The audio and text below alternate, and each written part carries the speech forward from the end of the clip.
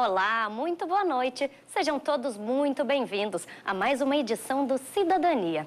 Quais os novos rumos da educação? Acontece até amanhã na Universidade Federal do Rio Grande do Sul o Seminário Internacional sobre Interdisciplinaridade e Docência Colaborativa. Entre outros assuntos, esse seminário vai tratar da audiodescrição nos processos educacionais. E para falar sobre esse assunto, nós estamos recebendo um dos palestrantes do evento, o historiador, audiodescritor e doutorando em educação da URGS, Felipe Leão Mianes. E você que está nos assistindo, você também é nosso convidado. Pode participar aqui do programa, envie sua pergunta através da nossa página no Facebook, facebook.com/cidadaniatve, ou também através do nosso telefone, 3230 1530. Aguardamos a sua participação, a sua pergunta aqui para o nosso convidado. Bem-vindo, então, ao programa, Felipe. Obrigado. Boa noite. Boa noite. Eu gostaria de saber como o teu tema, então, o tema da tua palestra, audiodescrição nos processos educacionais, se insere dentro desse seminário que está acontecendo até amanhã na URGS.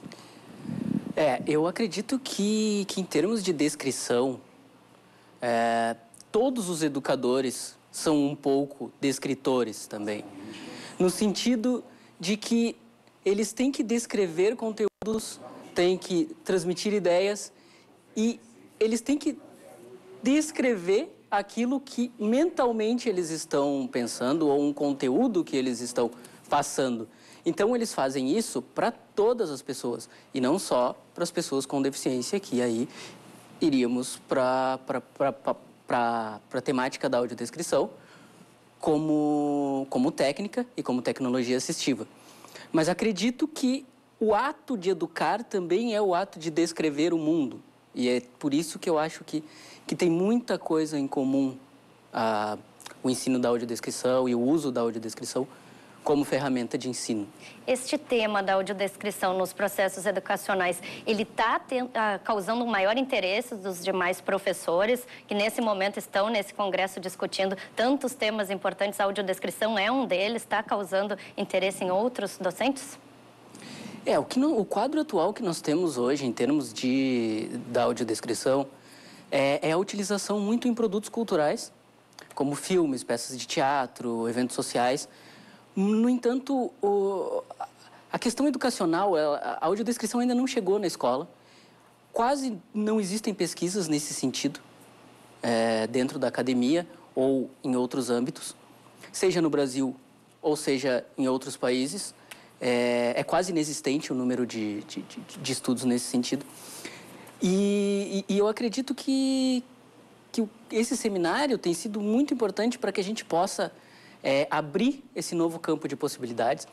Tanto é que no seminário, as pessoas envolvidas, os monitores e toda a comissão organizadora participou de um curso de formação antes do seminário, para que se houvesse alguma pessoa com deficiência lá, eles tivessem treinamento para isso. Então não foi só o fato da minha participação e da participação de outras pessoas falando sobre essas questões, mas também a preparação toda, a concepção do seminário já foi pensada para isso. Havia essa preocupação com o público que poderia ver pessoas com deficiência visual na plateia, é isso? Exatamente, que é uma coisa que vem aumentando cada vez mais, o número de pessoas com deficiência ingressando na academia. Outros professores, pesquisadores que estavam ali no evento. E nós tivemos, por exemplo, uma palestrante surda, e resumiu-se a isso em termos de pessoas com deficiência. Mas na plateia, provavelmente, tivessem outras pessoas com deficiência lá. E esse seminário foi importante também porque essas pessoas foram bem recebidas e foram contempladas. Se vocês entrarem no site do evento, vão ver que há descrição e narração do site todo. Então, o site é plenamente acessível. Interessante, porque geralmente sites, portais de eventos científicos não pensam nessa questão da acessibilidade para o público com deficiência visual, né? Normalmente nenhum site ou quase nenhum pensa nisso. Mas o ganho maior também desse seminário, de outros sites que existem nesse sentido, é que além da utilização do leitor de tela para ler o site, as imagens foram descritas. E é importante esse ato de incluir, porque a gente sabe que cada vez mais, e ficando ainda no âmbito acadêmico, as pessoas com deficiência estão chegando na academia, pelos programas sociais do governo, pelas novas políticas de inclusão. Isso tem sido cada vez mais recorrente e assim será ainda futuramente, né? Pensando a formação das pessoas com deficiência desde a base, desde a escolarização básica, como é que é a audiodescrição? Ela está presente de alguma forma nas escolas ou isso ainda é um desafio para o futuro? O que a gente percebe é que cada vez mais, quanto mais alunos com deficiência visual têm entrado nas escolas, embora existam muitas dificuldades, os professores têm tentado se adaptar de alguma forma. Então, essas descrições, de alguma maneira muito rudimentar, elas existiam e existem.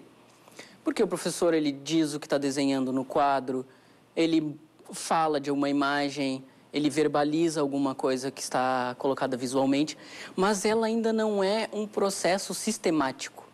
Ela ainda não foi pensada como tal, como uma tecnologia assistiva possível. Ela é uma iniciativa de cada docente, e aí cada um é responsável por isso, o que é um problema, porque muita gente acaba não usando, não pensando nisso e tal. Como é que foi na tua escolarização, Felipe? Eu tive bastante problema com isso, porque quanto mais os anos foram passando, menos eu fui enxergando no quadro.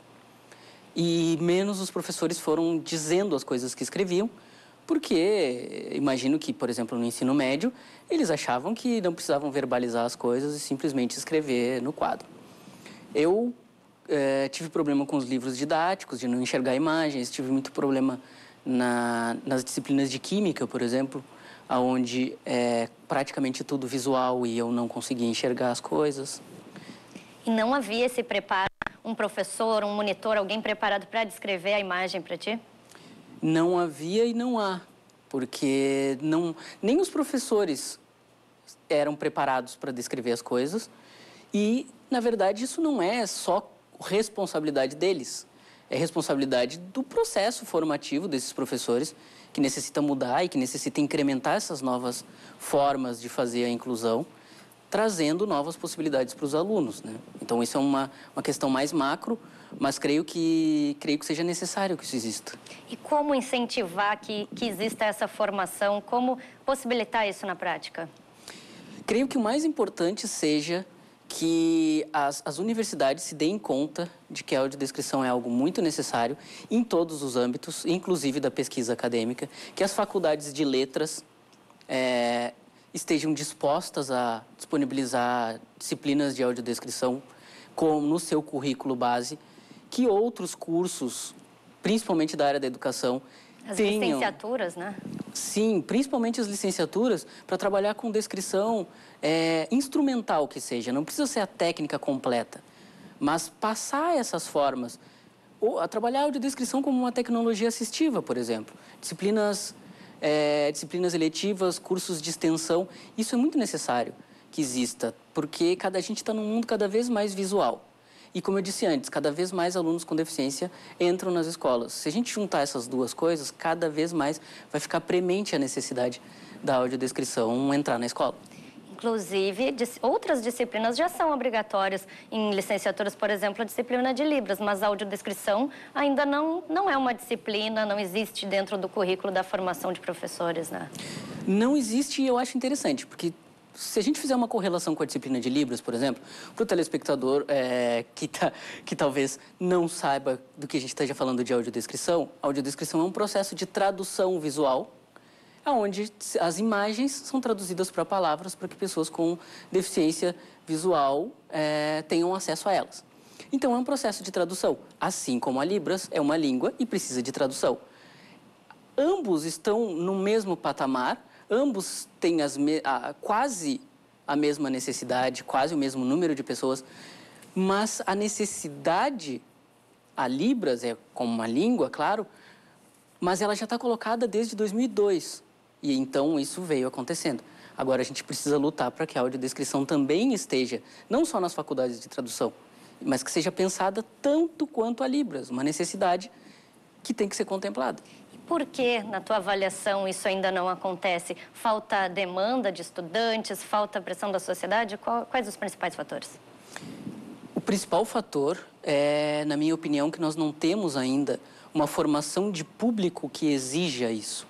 Nós precisamos, enquanto audiodescritores, encontrar uma maneira de formar público para que tenhamos cada vez mais pessoas gostando e conhecendo a audiodescrição para que peçam mais. Outra coisa muito importante são as políticas públicas. Essas políticas públicas, elas precisam ser implementadas e precisa ter um grupo de pessoas ou movimentos sociais que atuem exigindo que, por exemplo, as políticas de inclusão contemplem a audiodescrição entre as suas metas. E, por exemplo, no Plano Nacional de Educação não há nada sobre isso. Ainda é um desafio. Temos muito caminho pela frente ainda e é um caminho complicado, mas eu acho que a gente consegue, se a gente conseguir fazer a audiodescrição entrar na escola, o que é um processo que vem acontecendo aos poucos, eu espero que aconteça mais rápido do que está acontecendo hoje. Se a gente conseguir fazer a audiodescrição entrar na escola, a gente vai conseguir, além de resolver muitos problemas, encontrar muitas soluções, o que é mais importante. Com certeza. E para o espectador aí de casa, olá, estamos de volta com o Cidadania. E no programa de hoje estamos discutindo a audiodescrição nos processos educacionais. E estamos recebendo o doutorando em educação, Felipe Leão Mianes. E eu lembro que você aí de casa pode enviar a sua pergunta através da nossa página no facebook.com/cidadaniatve. E nós já temos a pergunta de uma espectadora, a Ariane Kravetsky. Eu quero aproveitar e mandar um abraço para ela e convidar outros espectadores a também participarem do programa. Mas, Felipe, a Ariane, ela pergunta se existe dentro do currículo do ensino fundamental e do ensino médio a previsão de se trabalhar a questão das deficiências e da acessibilidade com os alunos durante a escolarização, enquanto conteúdo. Eu acho que essa é uma questão fundamental e que ela vem sendo cada vez mais tocada no sentido de que os currículos estão contemplando a questão da diversidade, né? Não só a questão das pessoas com deficiência, mas também a questão dos negros, das pessoas em vulnerabilidade social, enfim, da questão da homossexualidade e outras tantas que estão nesse caldeirão da diversidade. Mas creio que precise haver um trabalho mais detido sobre a questão da deficiência. Mas não só numa disciplina, não só num evento, mas assim como esse seminário que a gente participou, que ele seja interdisciplinar, que todas as disciplinas trabalhem com isso em algum momento, ou que pelo menos pensem. É possível trabalhar dentro de disciplinas como história, química, física, matemática? Isso pode estar de forma transversal? Se nós pensarmos que a acessibilidade pelo menos na minha opinião, a mais importante é a atitudinal, não importa qual a disciplina do professor, mas importa a atitude que ele tem diante daquele aluno. Por exemplo, o ato de um professor levar um mapa adaptado para o seu aluno cego, isso vai demonstrar para as outras crianças que elas podem ter uma atitude parecida com aquela, tanto com seu colega, quanto com outras crianças. E isso já faz parte de um currículo que talvez nós não vejamos, um currículo que talvez não esteja escrito, mas é um currículo atitudinal que aquela criança vai receber. E aquela criança com deficiência precisa ter acesso aos mapas, o conteúdo de geografia vai ser essencial para ela, assim como para outros alunos.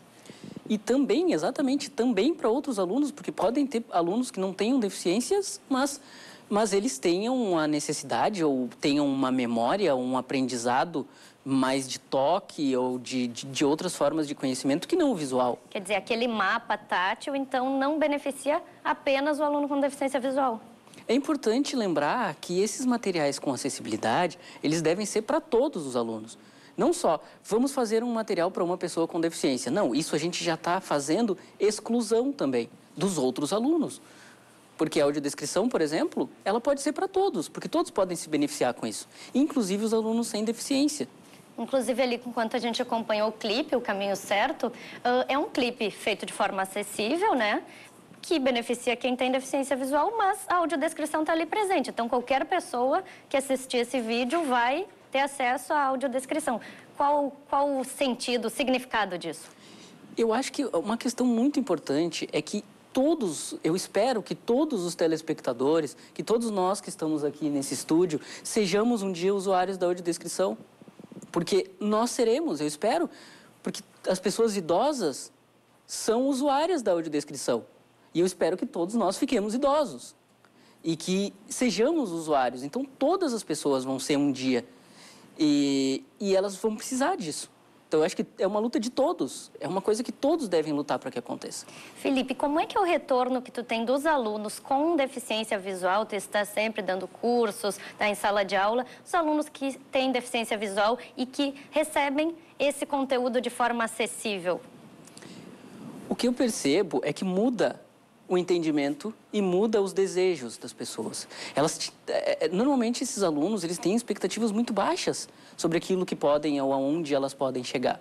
Quando elas conhecem a audiodescrição e elas veem que elas podem ter acesso a bens e produtos culturais, elas percebem que elas podem ir muito mais além do que imaginavam. Eu acho que esse que é o nosso grande ganho. Elas, em alguns momentos, ainda são subestimadas. Sim, são subestimadas e não são levadas em conta a sua diferença, a sua necessidade de ter um tratamento específico nesse caso, né? E quando se tem, então, essa acessibilidade, como é que é o rendimento, o aproveitamento de uma aula, de um curso?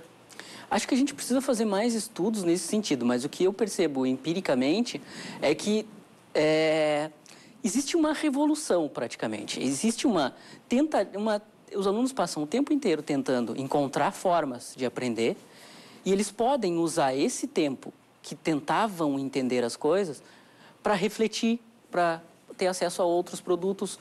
E esse é um dos grandes ganhos também, né? Que é um incremento de conhecimento que eles recebem, enfim. Acaba ampliando a perspectiva daquele estudante. Eu só acho, sim, e em todos os sentidos. E eu acho importante dizer também, dentro dessa tua pergunta, que a gente fala muito de audiodescrição nas capitais, mas a gente precisa pensar, e é uma coisa que eu tenho como meta, interiorização da audiodescrição. Levar a audiodescrição para todos os lugares do Brasil. Porque a gente precisa que não só as pessoas da capital tenham acesso a isso, mas as outras também merecem ter. Por exemplo, eu tenho uma professora que é do interior de São Paulo, uma amiga minha chamada Lisandra, que ela diz que, bom, a gente vive aqui no interior, a gente não tem acesso a essas coisas. Então, não adianta ampliar a quantidade de produtos. Precisa ampliar aonde esses produtos vão chegar. Produtos que eu digo são os trabalhos com audiodescrição. Uhum. Enfim, DVDs, peças de teatro. O alcance ainda é muito restrito. O alcance é restrito. Então, isso não chega lá no interior. Então, a gente pode ter 200 produtos com audiodescrição e serem todos nas capitais. Isso não vai nos ajudar, mas não o suficiente. Porque, afinal de contas, existe cego no interior do Brasil, e muitos, e que não têm acesso a isso, e que merecem tanto quanto nós. Como é que é o processo para realizar uma audiodescrição? O que envolve? Quais as etapas? Bom, a primeira coisa, nós temos algumas funções dentro da audiodescrição, que é a função do roteirista, que é aquele que vai descrever, que vai escrever a descrição. Nós temos o narrador, que é aquele que vai fazer a locução do roteiro, para colocar a voz. E podem ser a mesma pessoa em determinados casos. E o consultor de audiodescrição, que é a pessoa com deficiência visual, que vai fazer uma espécie de controle de qualidade. A gente vai ler o roteiro e vai analisar, e vai dizer, tal coisa está faltando, tal coisa está em excesso, essa cor eu não entendi, esse formato é melhor. Quando dizem, por exemplo, muitas pessoas assistem ao show, muitas pessoas quantas? A gente precisa ter uma ideia. Então, essas coisas que são muito peculiares das pessoas com deficiência, que às vezes passam batido, e essa função é muito importante, porque nós somos um filtro, uma espécie de filtro. Interessante que, além de ser o público receptor, a pessoa com deficiência visual também pode ser produtora daquele conteúdo de forma acessível. Exatamente, isso também eu acho muito importante, porque a pessoa com deficiência visual, ela precisa participar mais ativamente do processo de inclusão. Todas elas, em termos gerais, e a gente pode ser protagonista desse processo. Nós podemos não só estar na plateia assistindo, nós podemos também estar no palco fazendo. E, para usar inclusive um nome de um programa aqui da TVE, nós precisamos estar nos palcos da vida. Nós precisamos participar, nós precisamos estar presentes, não só assistindo. Eu acho que isso é muito importante, a gente pensar que tem que ser protagonista da própria vida e dos próprios rumos que queremos, né? Dentro desse congresso de interdisciplinaridade, já foi possível trazer, então, pessoas com deficiência para protagonizarem o evento. Exatamente, isso eu acho importante, porque nós temos, nós já temos alguns professores acadêmicos que trabalham com isso, são poucos, mas existem. E é importante que nós estejamos ali, tanto no sentido de mostrar que pessoas com deficiência também podem estar naquele lugar, também podem estar no palco, também podem ser protagonistas, mas as outras que estão vindo das novas gerações, digamos, elas veem isso como um exemplo. Se aquele fulano lá, se o Felipe conseguiu fazer um doutorado, eu também posso conseguir. E as pessoas me dizem muito isso. Eu até não acho que seja exemplo para alguma coisa, mas as pessoas dizem que isso é uma forma de ver as coisas que não se via antes. E existem muitas pessoas com deficiência, né, Felipe? Quase um quarto da população. E às vezes as pessoas não se dão conta de que as pessoas estão por aí, estão circulando por diversos meios, como é o teu caso. Às vezes, é que nós temos um quarto da população com deficiência.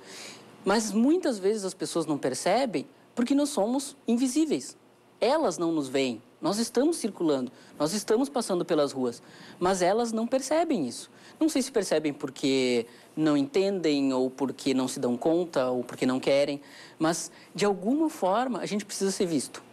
E acho que a audiodescrição, acho que esses processos de estar nessas mesas de discussão acadêmica, em todos os sentidos, elas são importantes para nos dar visibilidade, para que sejamos vistos, conhecidos e compreendidos, principalmente. Uhum. E isso até então é algo difícil, é algo que não vinha acontecendo?